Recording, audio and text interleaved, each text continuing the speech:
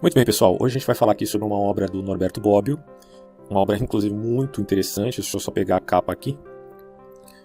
O nome do livro é Direita e Esquerda, Razões e Significados de uma Distinção Política. Não vou falar do livro como um todo, e sim especificando o capítulo 2. A gente vai ler partes do capítulo 2 aqui, para você aí em casa refletir sobre esse assunto, né? E pensar também a política brasileira dentro desses conceitos e critérios elaborados aí por um pensador político, filósofo, pode colocar aí como alguém que realmente estudou, né, a ciência política.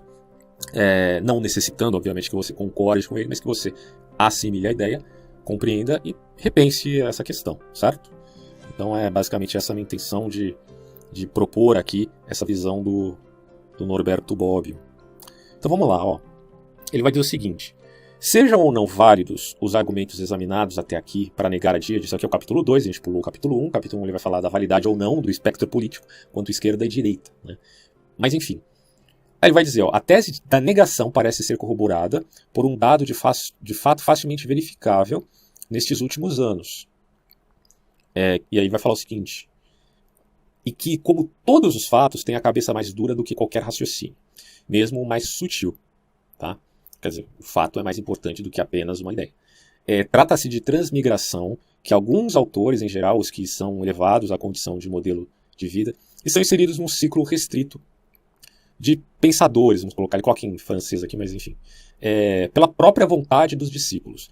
Então, fazem da direita para a esquerda ou vice-versa. Os pensadores prediletos à la carte, vamos colocar dessa forma, né?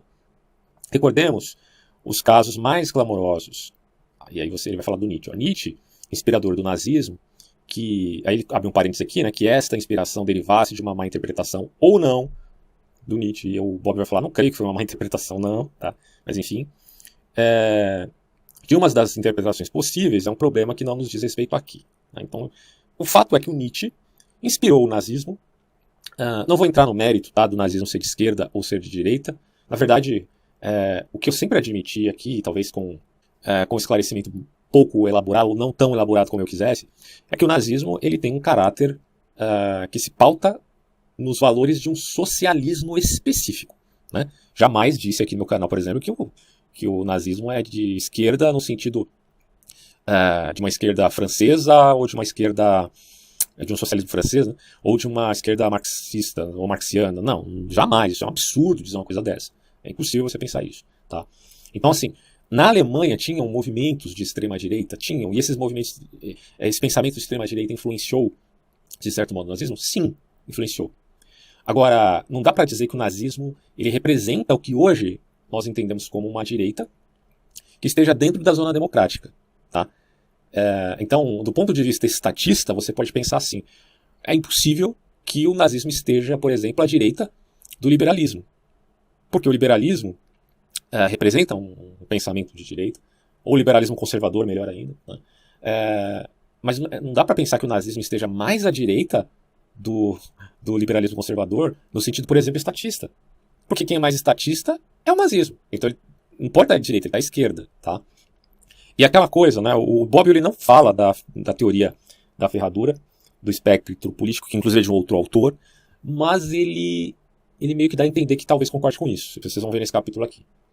E a ideia da ferradura é mais ou menos essa, né?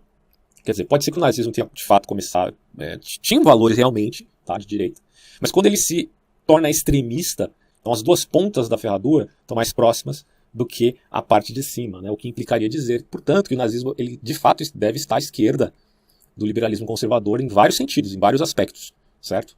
O que não implica dizer que ele esteja à esquerda, por exemplo, do marxismo ou do stalinismo, podemos dizer assim.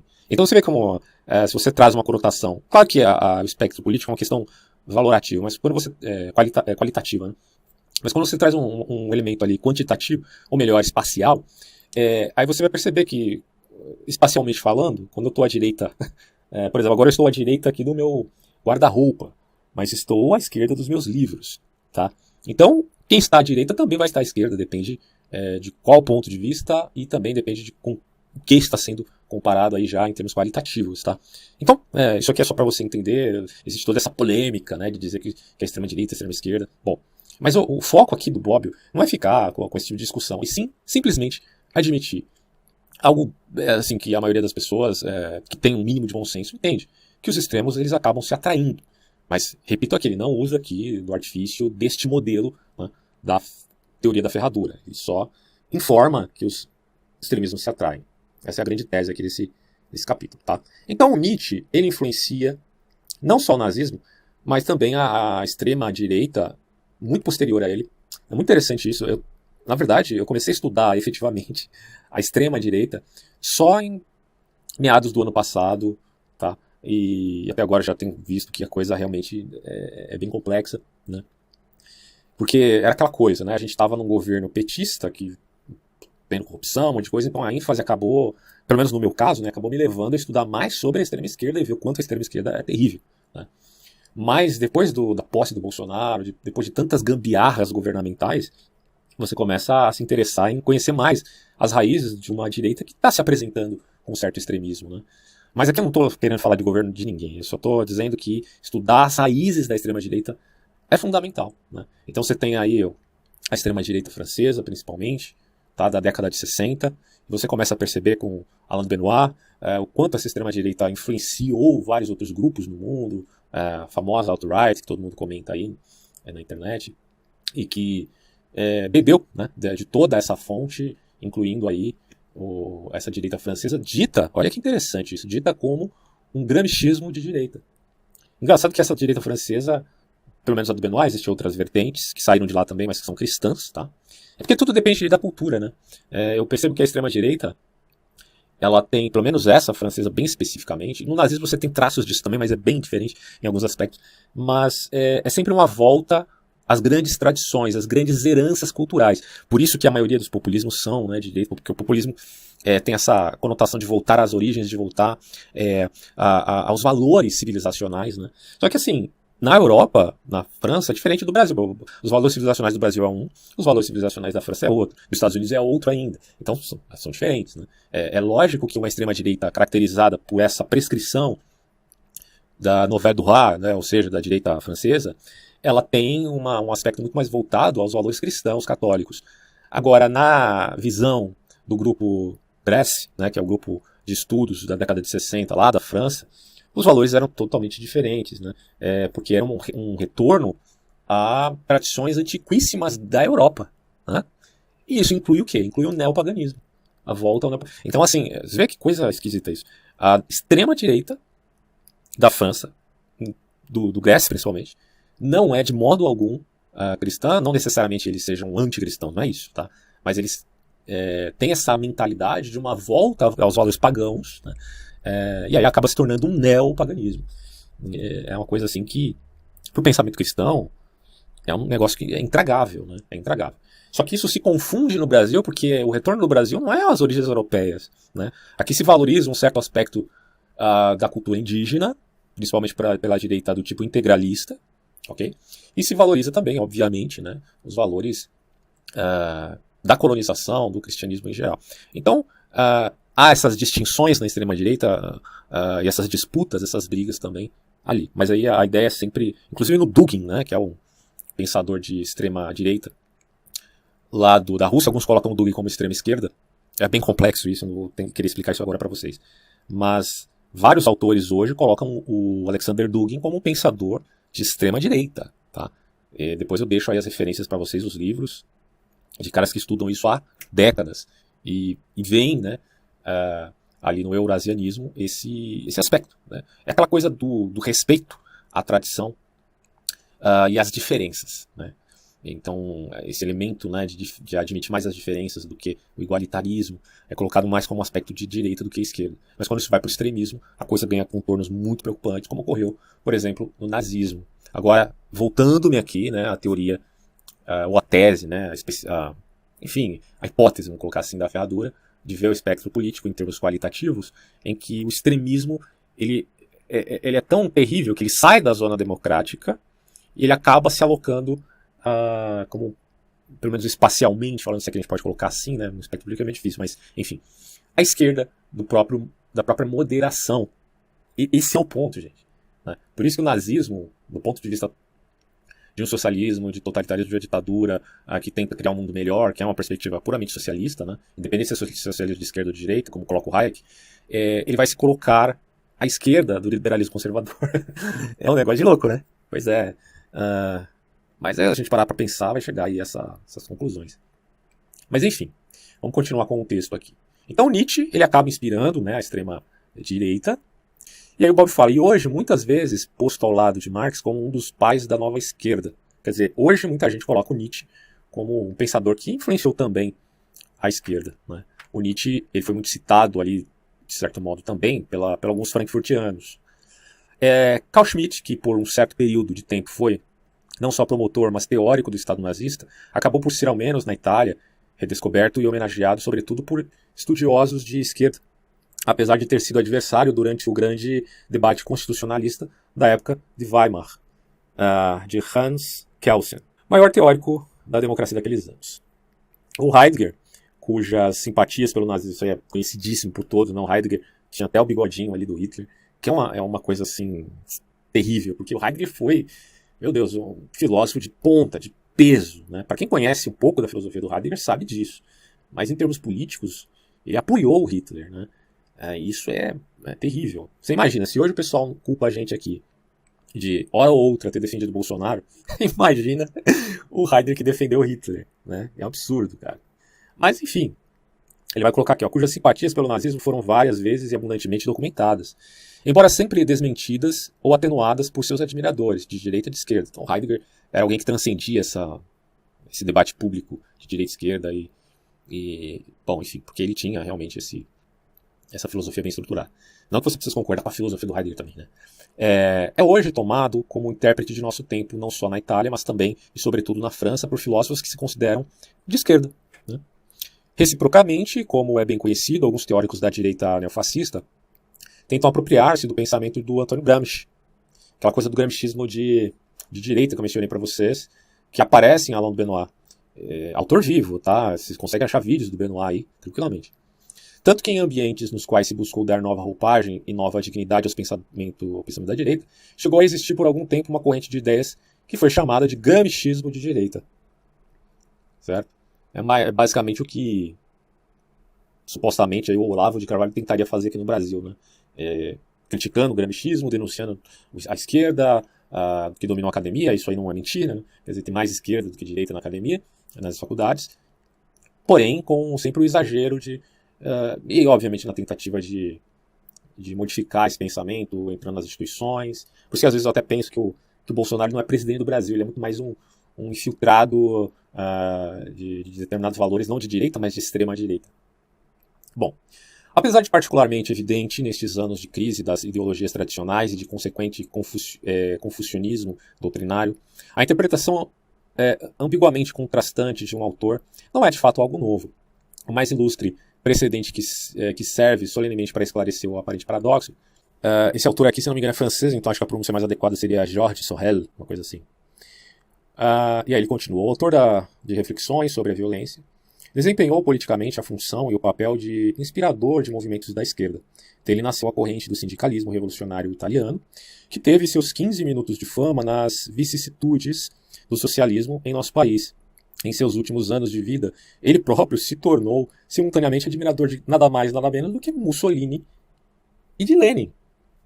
Quer dizer, veja só, o cara que admira Mussolini e ao mesmo tempo admira Lenin, já está meio que dando a entender que a admiração dele é por extremistas, independente se eles representem de maneira superficial algo relativo à direita ou à esquerda. E muitos de seus seguidores italianos confluíram para o fascismo. Olha só, um pensador que era de esquerda. Levou muitos ao fascismo. Seus dois maiores admiradores na Itália foram dois honestos conservadores, Pareto e Croce, né, os grandes pensadores Pareto e Croce, que apesar de todas as diferenças, ou melhor, todas as diferentes etiquetas, né, que lhes foram atribuídas, jamais poderiam ser definidos como pensadores de esquerda. No entanto, eles admiraram um pensador que, inicialmente, era dado ali como pensador de esquerda, admirando Mussolini de um lado e Lenin do outro. Já mencionei, diz o Bobbio, o movimento da Revolução Conservadora. É só você falar essa palavra, Revolução Conservadora, quer dizer, essa frase, é um contexto que parece contraditório. Vai ser conservador, como é que vai ser revolucionário? Pois bem, olha só o que ele fala aqui. Ó.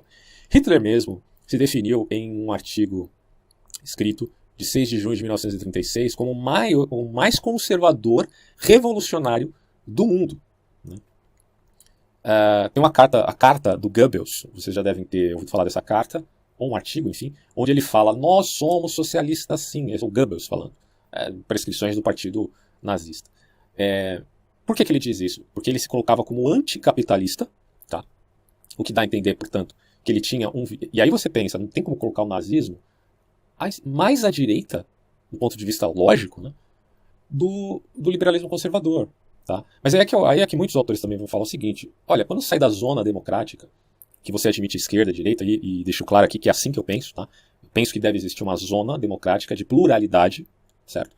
Onde você tenha pensadores de ambos os espectros políticos, direita e esquerda, e você possa concatenar as ideias e disputá-las, certo? De maneira que respeite as instituições. Se isso é frágil ou não diante da história do mundo, que é muito mais antiga do que a democracia no seu sentido liberal, como expliquei no meu vídeo sobre democracia, é outra história, né? Independente se isso é fraco ou não, a gente defende, né, essa tentativa de estabilização para manter essa dinâmica. A dinâmica na democracia, na sociedade plural é muito importante. Agora, alguns autores falam o seguinte, quando você já está saindo disso e vai para o extremo, para a arbitrariedade, esse conceito de extrema direita, de extrema esquerda, ou melhor, né, de direita e esquerda, perde o seu valor. Então, independente se é de direita ou esquerda, se é extremismo, não vai ser bom. Essa é a tese, né, que esse capítulo defende. Então, o Goebbels ou Hitler, eles vão se colocar aqui como uma espécie de nova língua, né, porque George Orwell, né, porque ele está usando aqui termos que eram vinculados à direita e à esquerda e unindo isso. Porque falar revolucionário e conservador é a união de valores da extrema esquerda e da extrema direita, para montar, né, todo o aparato desse monstro ideológico que foi o nazismo. Aí ele vai dizer aqui, ó, menos conhecido é que, em um discurso no parlamento italiano, Alfredo Rocco pediu que lhe atribuíssem a antítese de revolucionário conservador. Mas com aquele inciso, Rocco demonstrava estar perfeitamente consciente do paradoxo que há, né, em você falasse ou se colocar-se como revolucionário conservador. Sobretudo estes dois derradeiros exemplos, dois conservadores revolucionários e um revolucionário conservador, permitem-nos eliminar qualquer suspeita de que a simultaneidade de uma posição de direita e de esquerda, em uma declaração, em uma interpretação póstuma, não tenha sido usada para desfechar um novo golpe nessa díade esquerda-direita que existe no espectro político. Nesse ponto, abre-se um problema completamente novo sobre o qual vale a pena deter-se com algumas observações, até mesmo pelo relevo que o que direi neste capítulo terá no capítulo 6. Obviamente a gente vai ler esse capítulo 6 só no próximo vídeo, quem sabe. Bem consideradas as coisas, o que a revolução e a contra-revolução têm em comum não depende do pertencimento a dois alinhamentos opostos tradicionalmente chamados de esquerda e direita. Se assim fosse, teriam razão os que defendem que a díade deveria ser abandonada por não servir mais para distinguir posições culturais e politicamente antitéticas. A verdade, em minha opinião, dirá Bobbio, é outra. O que os autores revolucionários e contra-revolucionários e os respectivos movimentos têm em comum é o fato, veja, de pertencerem no âmbito dos respectivos alinhamentos à ala extremista, contraposta à ala moderada. Esta é a grande diferença, gente. Não é quando você sai da zona da democracia, que a gente pode colocar dessa forma, enfim, a antítese agora é entre extremismo e moderado, não de esquerda e direita. Então você percebe que na zona democrática se admite esquerda e direita, mas quando você sai dela já não há mais essa especificação necessariamente, o que há é agora a díade entre moderados e extremistas. Bom, e aí ele vai dizer o seguinte, a díade extremismo-moderantismo não coincide com a díade direita e esquerda, e obedece, como veremos, a um critério de contraposição no universo político diverso do que conota a distinção entre direita e esquerda. Eu coloquei uma imagem aqui nesse vídeo para vocês verem do novo espectro político que eu fiz, baseado na tese da ferradura.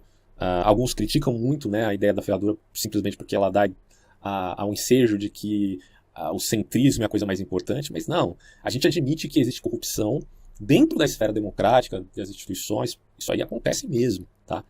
Só que não dá para achar que o centrismo sempre é corrupto.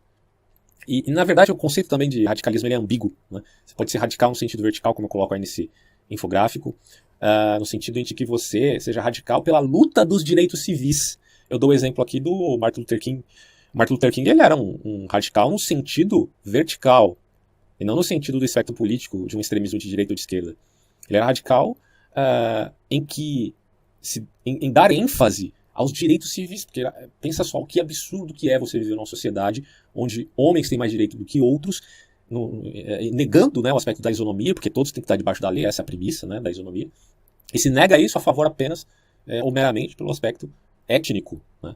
É um negócio de louco. Então ele foi radical no sentido vertical, né, no sentido de lutar enfaticamente por valores nobres, né, aí eu coloco como força moral, como sentimentos superiores, que apresentam essas figuras, né, que lutam por seus direitos. Tá? Agora, há demagogia também aí, e a demagogia é uma porta, na verdade, para o extremismo, e não para esse radicalismo vertical, honesto, justo, né, equilibrado. Então, o equilíbrio ele não pode ser confundido com o centrismo corrupto, como muita gente faz, fazendo de espantalho, né, essas ideias. O equilíbrio e a moderação é no sentido aristotélico mesmo, de que entre o vício e o perfeccionismo, a gente pode colocar aqui não são as palavras de Aristóteles, mas estou fazendo uma aplicação, você tem um meio moderado, adequado para lidar com a sociedade e fazê-la, ou fazer dela algo mais saudável, tá? Que é o importante fazer da sociedade algo saudável para você viver nela, para o seu próprio benefício. Enfim. E aí ele continua, ó. Numa primeira aproximação, vê-se que a dia de extremismo ou moderantismo tem bem pouco a ver com a natureza das ideias professadas, mas diz respeito à sua radicalização e, consequentemente, às diversas estratégias empregadas para fazê-las valer na prática. Explica-se assim por que revolucionários de esquerda e contra-revolucionários de direita podem ter certos autores em comum, né? Não os têm como de direita ou de esquerda, mas como extremistas respectivamente, de direita e de esquerda, que, exatamente por assim serem, se distinguem dos moderados de direita e de esquerda. Se você pega, por exemplo, o Alain Benoist, na França, você vai perceber que o Gressi se baseava profundamente, ou pelo menos em parte, né, vamos colocar assim, nas ideias de autores que são bem controversos, né? Por exemplo, você tem o Julius Evola. Né? Julius Evola foi ele, na verdade, não se considerava fascista, eles consideravam ultrafascista, no sentido, obviamente, de caráter linkado com o místico, que ele era um pensador místico, né? Tem toda essa coisa de esotérico e tal.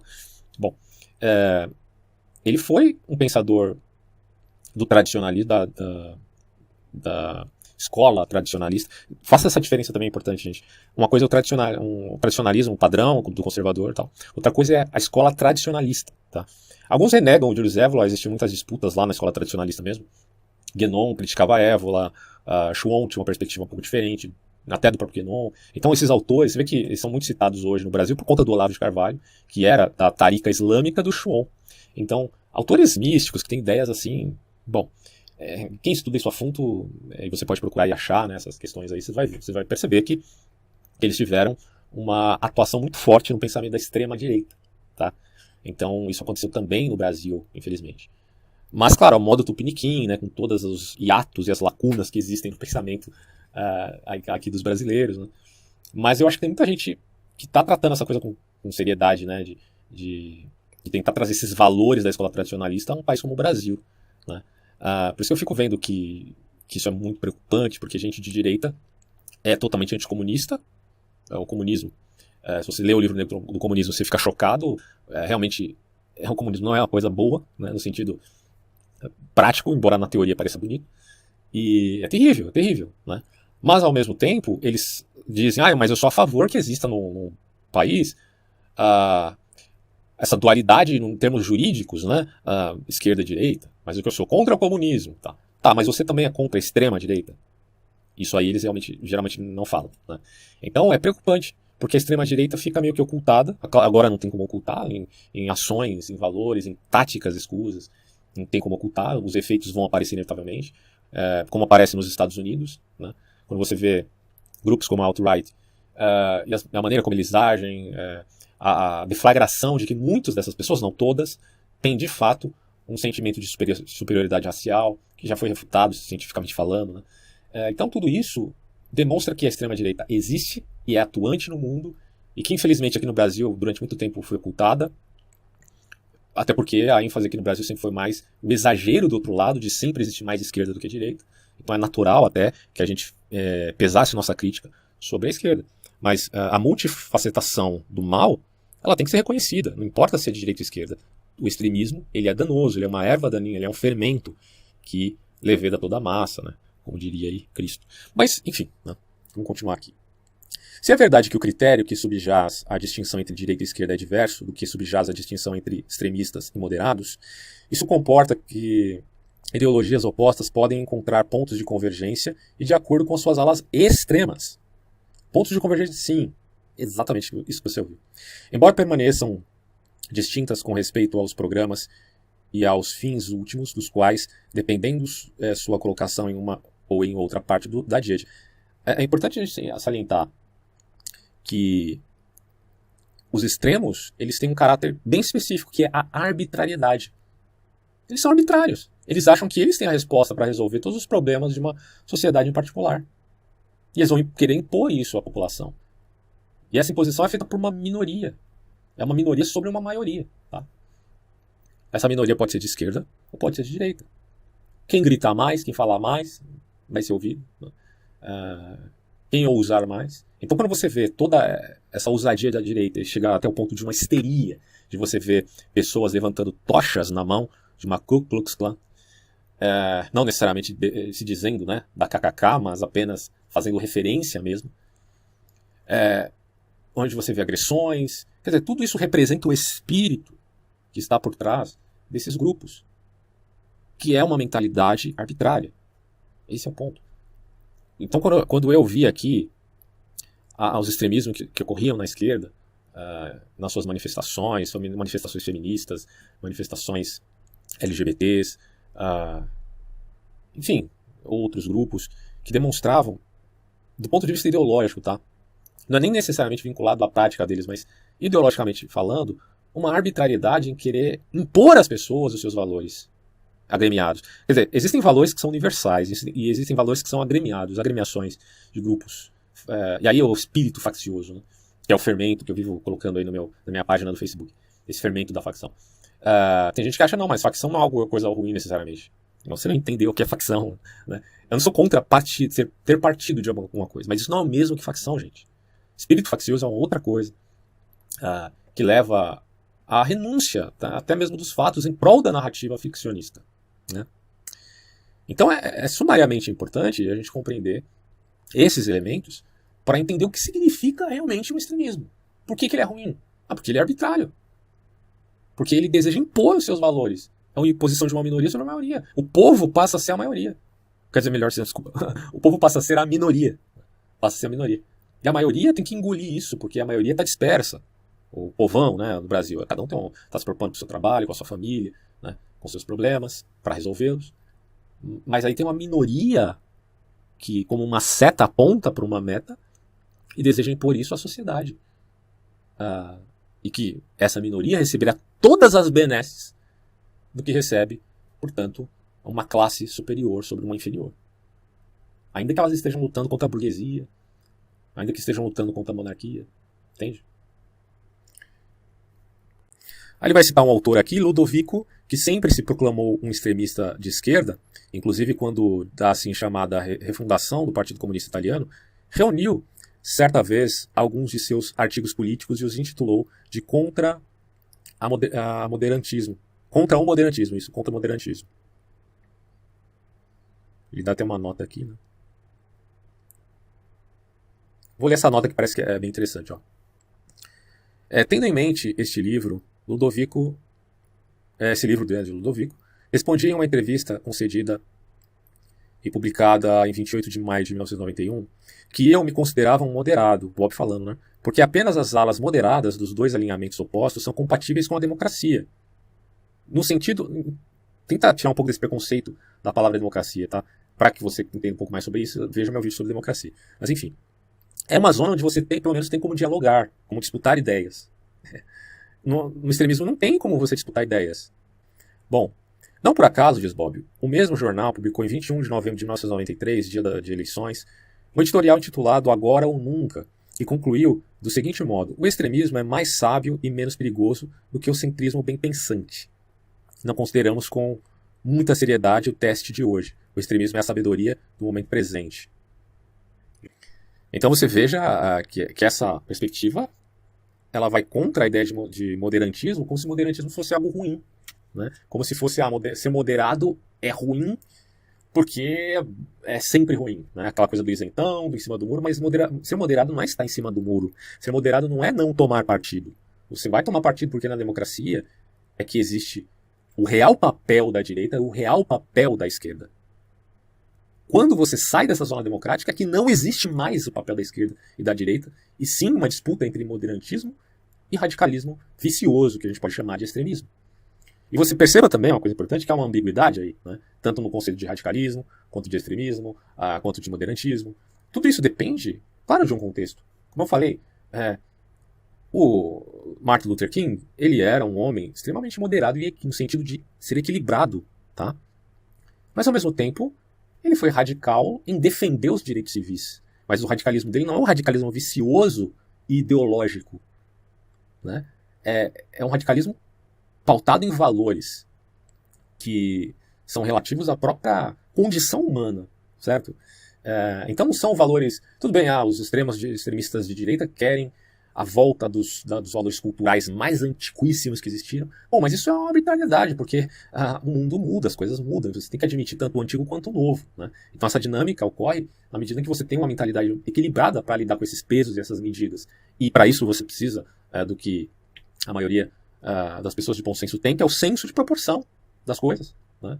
Agora, quando você perde esse senso na arbitrariedade do seu extremismo, da sua ideologia, você perde essa métrica, certo? E aí é uma coisa bem preocupante. Aí ele coloca aqui, Bob. Em uma revista de extrema-direita, o neofascista Solinas escreveu o seguinte. Isso aqui é uma revista de extrema-direita chamada Elementos. Nosso drama odierno se chama moderantismo, diz ele. Nosso principal inimigo são os moderados. O moderado é naturalmente democrático. E aí o Bob diz: destas duas citações fica bem claro que um extremista de esquerda e um de direita têm em comum a antidemocracia. Tem vários elementos em comum, né? Depois eu faço um outro vídeo citando todos esses elementos para vocês elencarem aí. Eles têm um ódio, se não um amor, né, ideológico ao extremismo, mas um ódio e moderação. Porém, a antidemocracia aproxima os... Né, tudo bem, eles odeiam a esquerda, né, os de direita, e os radicais de esquerda odeiam a direita. Então você vê, por exemplo, uma manifestação pedindo AI-5 aqui no Brasil. Aí do outro lado você vê uma esquerda contra o governo Bolsonaro de uma manifestação de gente pedindo a ditadura do proletariado. Aí você pensa, será que nós, enfim, nos tornamos reféns de dois extremismos que estão ambos juntos lutando contra o pensamento mais moderado? Porque parece que é isso que está acontecendo, né? Os extremismos de Irabóbio, enfim, se tocam. Essas são as palavras do autor. E continuando, ele diz: a antidemocracia, porém, é apenas um dos pontos de acordo entre os opostos extremistas.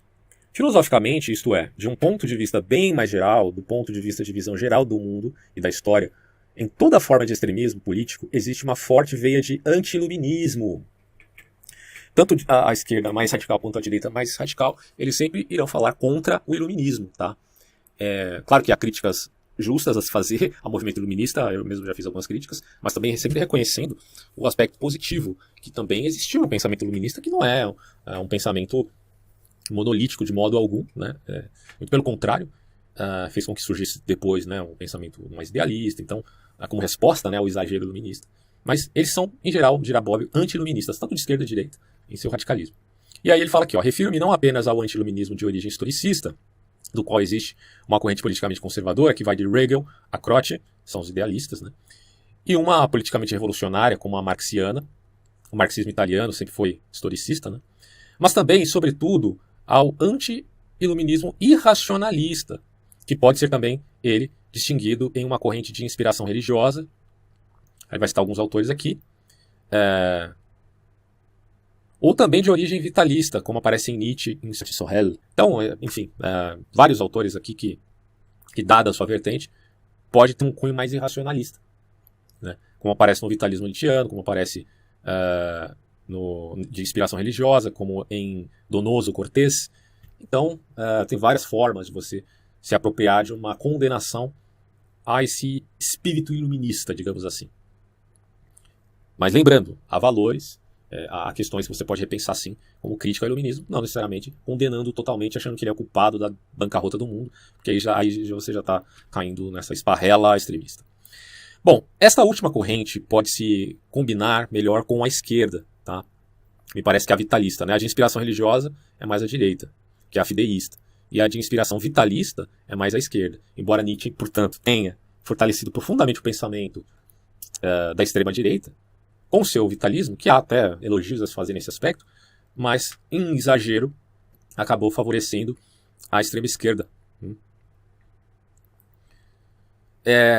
Mas deixa eu ler da forma que ele colocou aqui para a gente seguir. Ele fala assim, este última corrente, que é vitalista, pode se combinar melhor com a esquerda, enquanto a outra, a fideísta, é irredutivelmente, conscientemente tradicionalista e reacionária, nascendo precisamente de uma reação, né? Uma reação à ruptura de uma ordem histórica considerada sagrada, criada e conservada por uma providência imperscrutável, de uma revalorização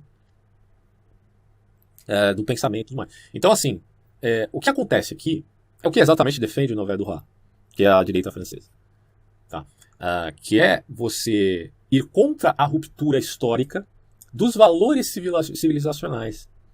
Só que como o tempo é muito extenso aí, você tem que voltar lá atrás. Então, assim, você não é só contra a ruptura imediata, que pode ser boa nesse caso, segundo os extremistas. Por exemplo, vamos deixar isso bem claro. Aqui no Brasil, o Bolsonaro ele deseja uma ruptura. Né? Ele não engana mais ninguém, a gente sabe que ele deseja isso. Ele não consegue fazer, não tem apoio, é outra história. Né? Se ele vai conseguir fazer ou não é outra história, mas que ele deseja a ruptura, ele deseja.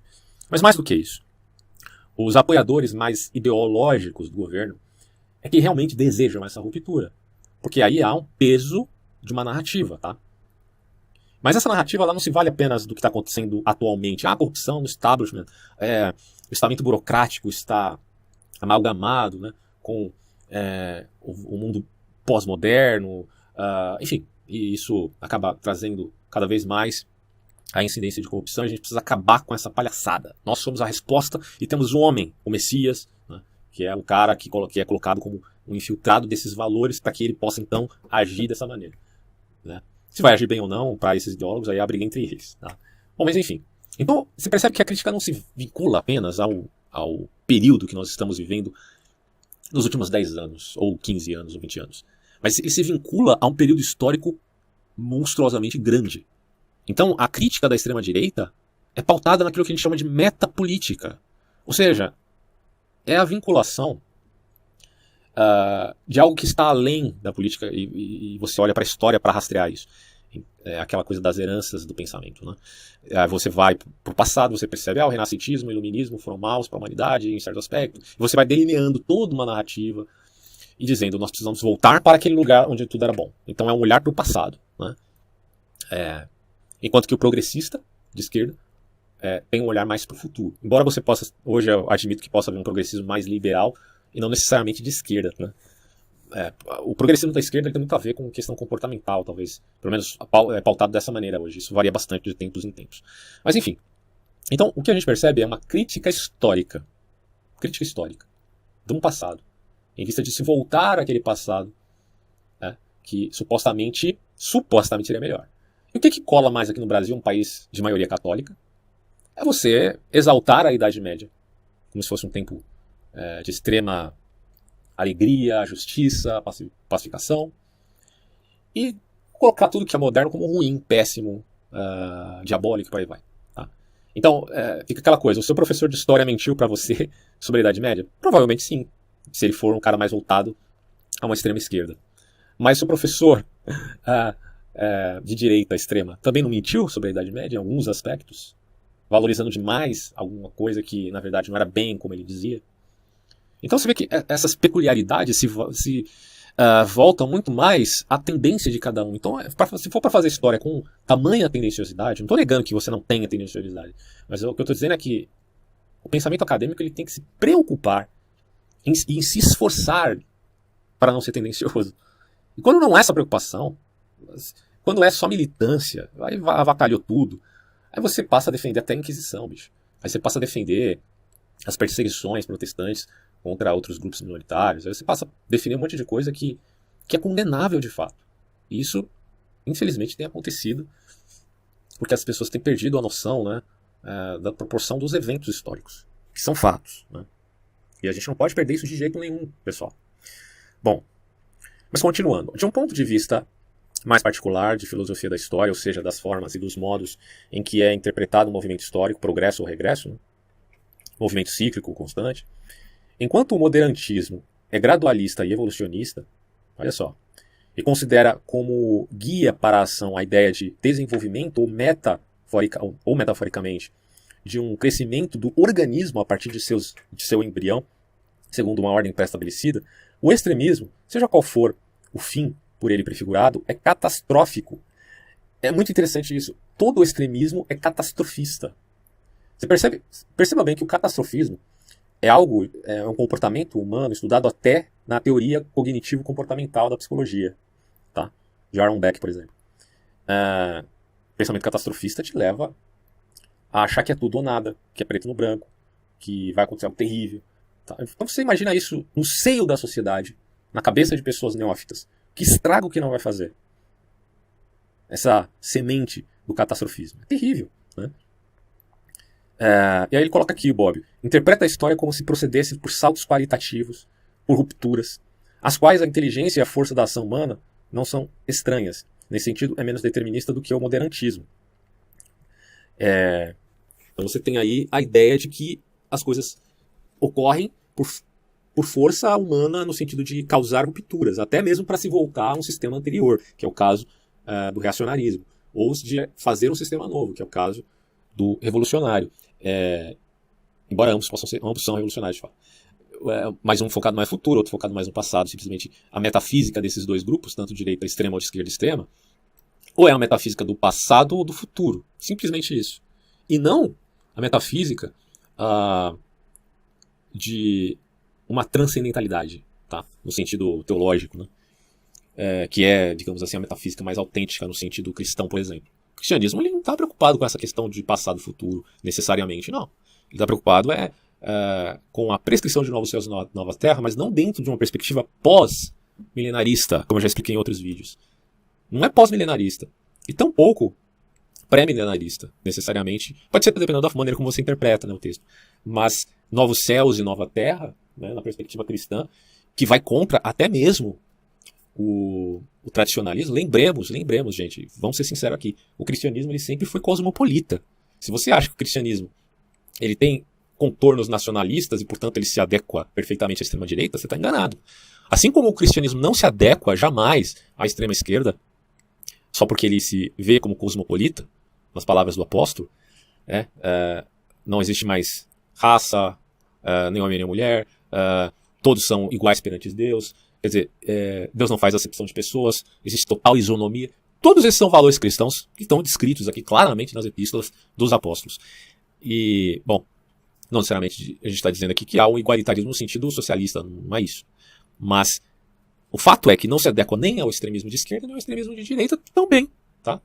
Isso é importante dizer porque as pessoas querem usar o cristianismo gnosticamente falando.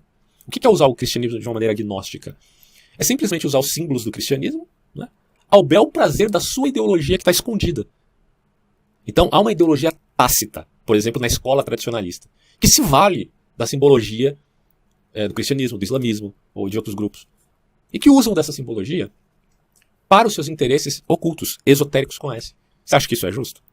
É claro que eles têm a ideia, né, de que, bom, é porque existe uma centelha divina em cada religião, né, no sentido de sabedoria, de sapiência. Então todas elas são válidas, tem toda essa questão, né, de religião comparada, e é outra história, mas quando você se vale disso, propositalmente ocultando seu aspecto ideológico, eu acho que é um problema sim, tá?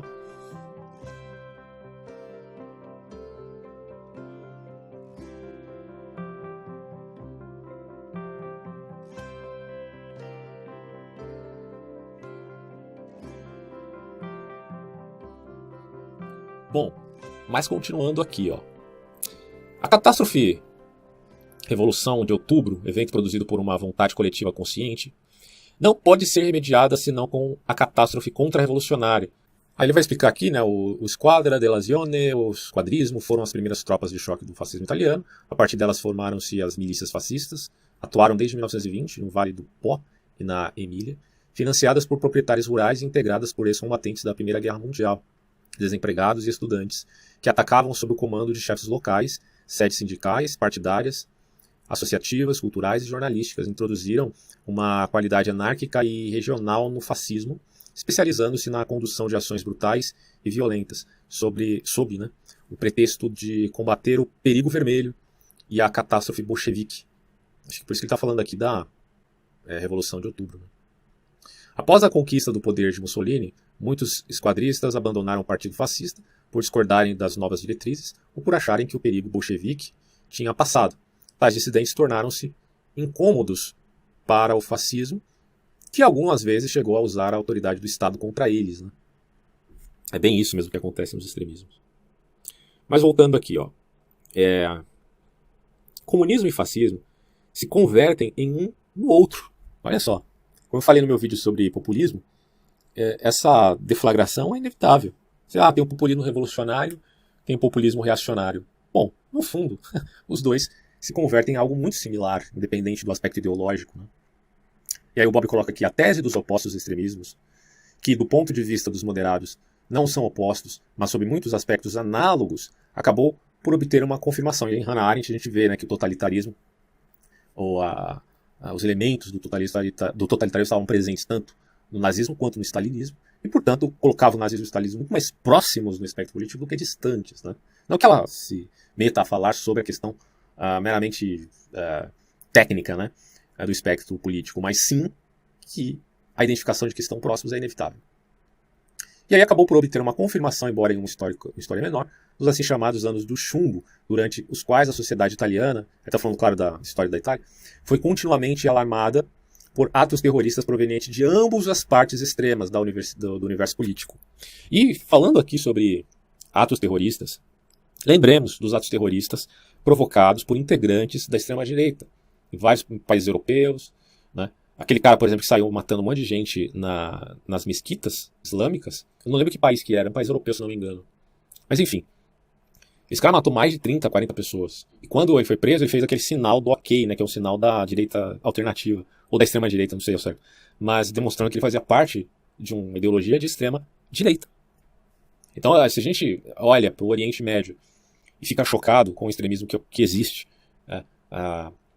no ISIS, né, no Estado Islâmico, no Al-Qaeda, bom, a gente tem que reconhecer que esse extremismo também acontece no Ocidente, tanto pelos guerrilheiros da esquerda, Che Guevara e tantos outros, quanto do extremismo da direita. Esses caras, gente, o extremista, ele está disposto a matar por causa da sua ideologia. Como que a gente pode admitir uma coisa dessa? Não, é impossível, impossível. Mas há extremistas, né, que ainda estão jogando, né, no campo do linchamento virtual, que ainda não estão no campo ali da violência. Né? Então, mas a direção é sempre a isto. A gente aqui no Brasil não chegou a tanto. Mas se chegar, vai ser terrível, cara.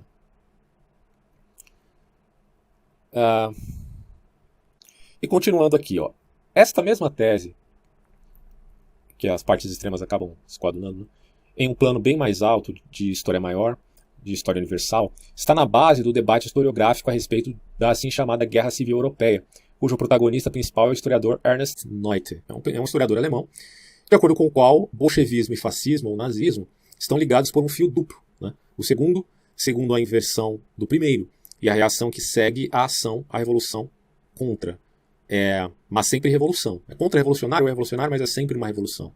A catástrofe após catástrofe.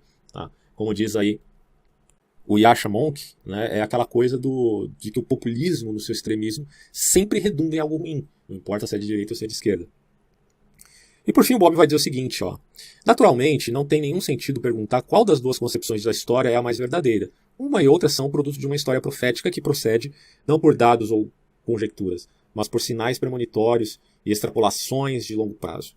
Uma história cuja critério de avaliação não é a maior ou a menor verdade, mas a maior ou menor força propulsora da ação e, como tal, nada tem a ver com a historiografia dos historiadores que não pretende ensinar. Ou melhor, tanto menos instrutivo, quanto mais pretende ser com base em dados e hipóteses explicativas. Pode-se, além disso, observar que as diversas visões da história são elas próprias historicamente condicionadas. O movimento histórico prevalentemente pacífico do século passado, durante o qual a Europa concluiu a primeira Revolução Industrial, que não foi uma revolução no sentido rigoroso da expressão, e, portanto, jamais assumiu o aspecto de uma catástrofe. Lembrando, né, se usou a palavra revolução, já cometeu um crime. Não é bem assim. A revolução científica é uma coisa, revolução industrial é uma coisa. Quer dizer, essas revoluções, até de cunho espontâneo e pacífico, são naturais, por causa de novas descobertas. Vai causar um boom, né? Vai causar uma novidade na sociedade. Bom, isso não foi forçado por uma minoria armada. Entenda bem a diferença. Hoje uma minoria armada, seja com armas efetivamente, ou seja com ideias rigorosamente duvidosas, né? Então aqui, ó, além do mais, acompanha-se, ou melhor, acompanhada numa relação de ação recíproca, por um desenvolvimento sem precedentes nas ciências úteis, essas revoluções no seu bom sentido, certo? Favoreceu a ideia do progresso gradual e sem saltos. Isso aí é a Revolução Industrial. Por etapas obrigatórias, quer dizer, vamos voltar um pouquinho para a vida adulta, né? E ver que a revolução, se você quer chamar isso de revolução, ela vai acontecer gradativamente, sem pular etapas. O extremista sempre quer pular etapas. Esse é o problema. Então aqui, uma ação saudável, progresso gradual, sem saltos, por etapas obrigatórias, né? Isso aqui foi indicado inclusive por Kant e por Hegel, apesar de serem autores controversos, ambos admitiram essa consideração, né, das etapas. Até o Comte, e pasme, o próprio Marx, né? Não que Marx seja um autor moderado, ele vai depender do Marx jovem e do Marx velho também, né? Mas enfim. Seja qual tenha sido a forma assumida pela história profética, né, entre aspas, naquele século que produziu muitos exemplos conhecidos deste gênero de histórias, tá? Bom, aí ele continua. Ao contrário, o movimento sobre tantos aspectos opostos do século XX, compreendendo as primeiras duas guerras mundiais e totais na história da humanidade, uma terceira guerra sem exércitos combatentes, embora ameaçadoramente dispostas em campo, a revolução comunista na Rússia e na China, o nascimento violento e a morte igualmente violenta dos regimes fascistas, o rápido processo de descolonização que se seguiu à Segunda Guerra Mundial, e muitos extremistas da direita foram contra, não menos rápido e imprevisível do ponto de vista de uma história anticatastrófica, a dissolução do universo comunista, conduzido até ao ponto de fazer aparecer o vulto demoníaco, não mais apenas do poder, mas também do saber. Exigiu e continua a exigir uma visão antitética do desenrolar histórico, uma visão precisamente catastrófica, né, na qual encontrou espaço até mesmo o medo de um fim da história, e se não do fim, ao menos da irreparável corrupção, irreparável para o destino humano, da natureza benéfica. Então, essa visão da história, compartilhada inclusive por observadores menos apocalípticos, esse sentimento apocalíptico também é muito forte, né, nessa concepção mais extremista, que se pretendem imparciais, né, se dizem imparciais, mas aí é retórica, favoreceu a comprovação do fim da Idade Moderna, que se deseja caracterizada pela ideia do progresso. E o nascimento de uma nova época histórica que, à espera de receber um nome mais apropriado ou menos insignificante, tem sido chamado por enquanto de pós-moderna. E aí ele continua. Também com respeito à moral e à doutrina da virtude, os extremistas das margens opostas se encontram e, ao se encontrarem, conseguem achar seus bons motivos, né? Sempre tem um bom motivo, sempre tem um bode expiatório, você pode encontrar em qualquer lugar. Eles encontram seus bons motivos para contraporem aos moderados as virtudes guerreiras, heróicas, da coragem, da ousadia, contra as virtudes consideradas pejorativamente mercantis, da prudência, dos moderados. Prudência, tolerância, né? Como é que você é tolerante? Não pode? Como não pode? Você não respeita o seu próximo? Quer dizer, da razão calculada. Quer dizer, o cara não admite mais a funcionalidade, né, das suas relações por causa dessa suposta coragem heróica usada. Cara, quando você aprende isso aqui, você faz uma leitura tão fácil da sociedade, porque os padrões são os mesmos. Os padrões são os mesmos. É só você observar e perceber. A história muda, as relações são dinâmicas e diferentes, tá? Variadas, mas os padrões parecem que não mudam muito. Bom, então esses caras aí, extremistas, não admitem a virtude da prudência, que é, ironicamente, uma virtude conservadora, não admitem a virtude da tolerância, da razão calculada, da paciente busca de mediação, da necessária relação de mercado, da relação entre as instituições, certo? Da amplitude das opiniões e das disputas de ideias, de interesses e dos conflitos que inevitavelmente vão existir. E isso é, na verdade, a essência de uma sociedade em democracia liberal, tá? Na qual é indispensável a prática do compromisso. Numa sociedade minimamente saudável, você tem a prática do compromisso. Não é só um contrato social, é algo muito mais profundo que isso, sabe? Mas isso está destacado na sociedade civil do ponto de vista de uma democracia liberal. Ou de uma república que admita, portanto, os três poderes, enfim, que tem uma instituição onde privilegia a isonomia, né, independente se é tripartite ou não. Não é por acaso que tanto os extremistas de esquerda quanto os de direita, dirá Bobbio, mantêm sob suspeita a própria democracia, inclusive do ponto de vista das virtudes que ela alimenta e das quais necessita para sobreviver. No linguajar de uns e outros, democracia é sinônimo de mediocracia. Tá? De maneira pejorativa eles estão falando isso. Entendida como domínio não só da camada média, mas também dos medíocres. Olha que coisa, cara. Então, a democracia é o sistema dos medíocres. Né? Bom, se você está falando que a democracia é o sistema dos medíocres, porque admite a isonomia na medida do possível, isso significa dizer, então, que você admite uma cultura de castas do tipo hindu, né, onde existem os superiores totais e os inferiores totais. Então você está sendo contra a isonomia. Eu não sou a favor, não estou dizendo que eu sou igualitarista no sentido radical de um marxista, por exemplo. Eu já expliquei isso em outros vídeos aqui, eu não sou igualitarista nesse sentido. Mas no aspecto da isonomia, esses caras não são. Eles querem um sistema de castas. Essa direita não me representa. Para mim, não. Desculpem a batida aí, porque o pessoal está trabalhando aqui do lado e é inevitável, né? Paciência. Então o tema da mediocridade democrática é tipicamente fascista. Os fascistas faziam isso. Eles vinham com esse discurso, né, que a democracia é um absurdo e que, bom, enfim, na espiritualização que eles fazem existem castas.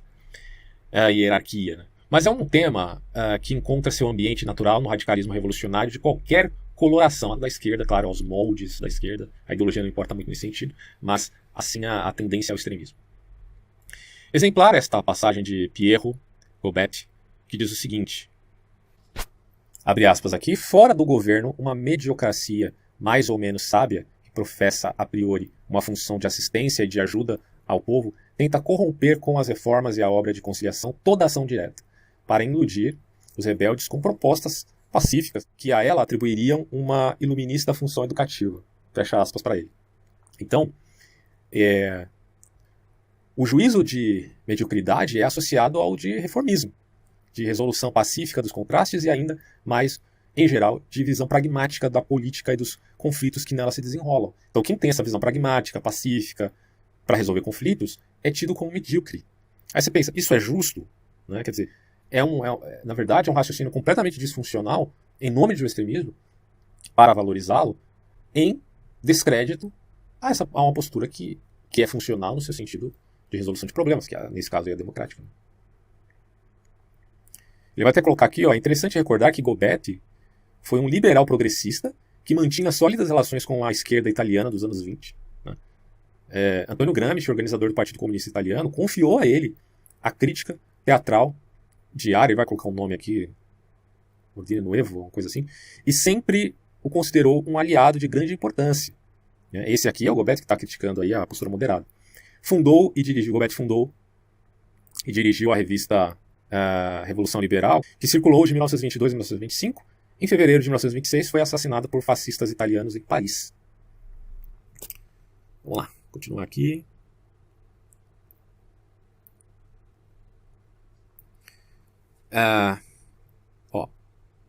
Tive a oportunidade de ler um artigo, o Bob falando, não menos exemplar, de um escritor de esquerda, que me fez ter um sobressalto. Aí ele coloca aqui, né, as idiotices do contratualismo.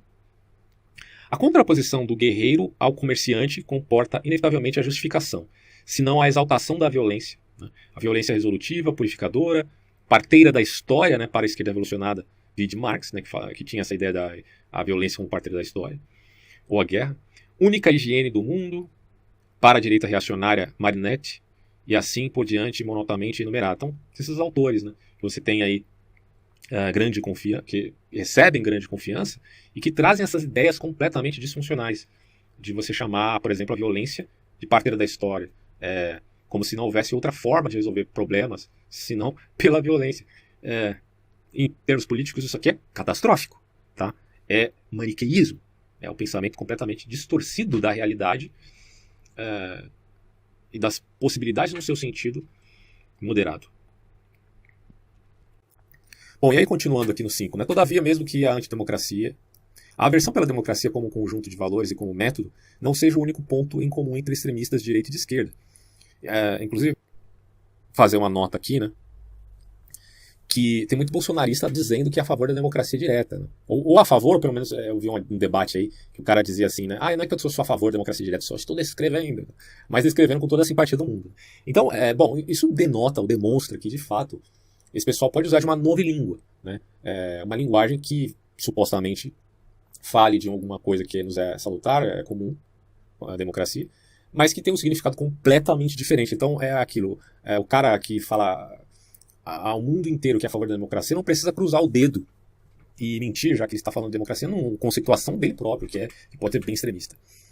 Mas aí ele continua falando aqui o Bob. Todavia, mesmo a antidemocracia, a aversão pela democracia como conjunto de valores e como método não seja o único ponto em comum, né, entre extremistas de direita e de esquerda. Ele é, por certo, em minha opinião, o ponto historicamente mais persistente e significativo. O fascismo, antes de se tornar pela primeira vez um regime na Itália, como resposta à ameaça da Revolução Bolchevique, nasce como ideologia conservadora radical na França, em fins do século XIX. Em parte também como reação à Revolução, não só ameaçado como também tentada, embora como prova geral, de uma revolução que não se fará das comunas, né, de Paris.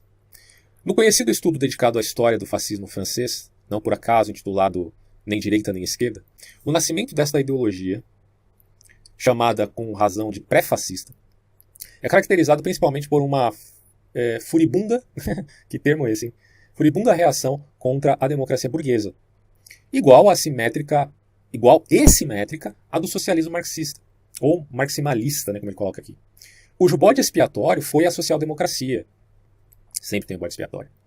Ou seja, a esquerda, em sua versão moderada, que aceitou as regras do jogo da democracia burguesa e foi por ela corrompida. Não obstante, todas as características comuns que justificam, como já se disse, o uso instrumental dos próprios autores, pelos quais, segundo alguns escritores dizem, pode-se sustentar que o pai intelectual do fascismo é aquele sujeito que eu já mencionei aqui, ou melhor, é o francês, né? Então seria o Sorel. Tá? Fascismo e comunismo representam na história deste século a grande antítese entre direita e esquerda. Mas como? Não só não a enfraqueceram, mas a exasperaram. E aí o Bob pergunta de novo, mas como? E ele diz, em minha opinião, a única explicação é a de que o critério com que se distingue uma direita e uma esquerda não coincide com o critério com base no qual se distingue no âmbito dos alinhamentos de direita e esquerda, a ala extremista da ala moderada. Tanto é verdade que, na prática política, fascismo e comunismo excluem-se, não obstante, o inimigo comum, que é a democracia formal, e apenas formal, com suas regras que permitem a alternância entre direita e esquerda, porque o extremista se incomoda com a alternância, né? Entre as várias terceiras vias de que se falou, já chegou a ser proposta uma entre socialismo e liberalismo. No entanto, terceira via que representa aí a opção além da dicotomia esquerda e direita, havendo, portanto, essa suposta terceira via. Então, mas ele fala aqui, no entanto, jamais chegou a ser concebida por ser inconcebível uma terceira via entre comunismo e fascismo. O que tem em comum, vale dizer, o fato de conduzirem a extremas consequências, os traços salientes das ideologias, respectivamente, de esquerda e de direita, é precisamente o que os faz doutrinariamente inconciliáveis e praticamente incompatíveis. Uma aliança forçada e, portanto, destinada a não durar entre fascistas e conservadores na própria frente de luta da direita, ou seja, entre direita extrema e direita moderada, foi possível, de fato. Aliás, o fascismo histórico é o resultado dessa aliança, infelizmente. Do lado oposto, uma análoga aliança entre comunismo e socialismo democrático foi esboçada nas democracias populares. Mais do que esboçada, foi proposta no Pacto de Unidade de Ação entre comunistas e socialistas italianos após a libertação. Então, tanto esquerda e direita, você pode ter ali os moderados se aliançando com os extremistas contra um mal que se julgue, pelo menos naquele momento, maior. Só que depois o desastre é evidente. Na contraposição entre extremismo e moderantismo, é questionado sobretudo o método. Na antítese entre direita e esquerda são questionados sobretudo os fins. Né? Então você vê, no extremismo e moderantismo, o questionamento é sobre o método de ação. Agora, na antítese de direita e esquerda, o questionamento é sobre os fins. O contraste com respeito aos valores é mais forte do que o contraste com respeito ao método. Certo? É o que o Bob está falando aqui.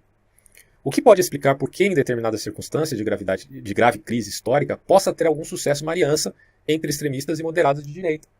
Porque eles concordam com os fins, mas os fins sempre são tópicos. Né? Como ocorreu nos regimes fascistas, ele vai dando um exemplo de novo, quando as direitas moderadas, em estado de necessidade, aceitaram a supremacia da direita extrema, aí eles... Essa é a grande esparrela que historicamente a gente tem aprendido aí, né, a trancos e barrancos. Do mesmo modo, porque isso também aconteceu na Alemanha, né, na República de Weimar, quando Hitler recebeu plenos poderes e acabou com tudo. Do mesmo modo, apenas o estado de necessidade pode explicar que, após o fim da Segunda Guerra Mundial, o espantalho de uma restauração pura e simples do passado tenha induzido os socialistas ao preço, porém, de uma dolorosa e destrutiva cisão a aliançar-se com os comunistas, isto é, com o extremismo de esquerda. Cara, isso aí é tão óbvio, né? Que coisa, que coisa. Bom, para dizer a verdade, existiu um exemplo clamoroso de aliança prática entre fascismo e comunismo. O pacto de não agressão e de divisão reciprocamente vantajosa entre a Alemanha de Hitler e a União Soviética de Stalin, o famoso casamento ali, né? Tem até as imagens na internet. Mas tratou-se de uma aliança essencialmente tática, obviamente, que teve breve duração e foi ideologicamente sem consequências, exceto pela formação de alguns pequenos grupos politicamente insignificantes de bolcheviques nazistas, né? Que aí alguns alocam o Dugin como bolchevique nazista, inclusive.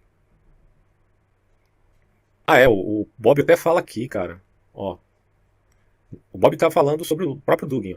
Na confusão mais mental do que política da Rússia de hoje, pode-se encontrar um personagem como Alexander Dugin, que prega a revolução conservadora. Orgulha-se de ter traduzido Julius Evola e René Guénon para o russo e apresenta-se como teórico do nacional-bolchevismo. Bolchevismo de direita, né? De uma reportagem sobre a sua recente viagem à Itália, ele vai colocar aqui, né, que tem essa reportagem. Isso aqui é na década de 90, cara, em 1994. Bom, gente, é isso.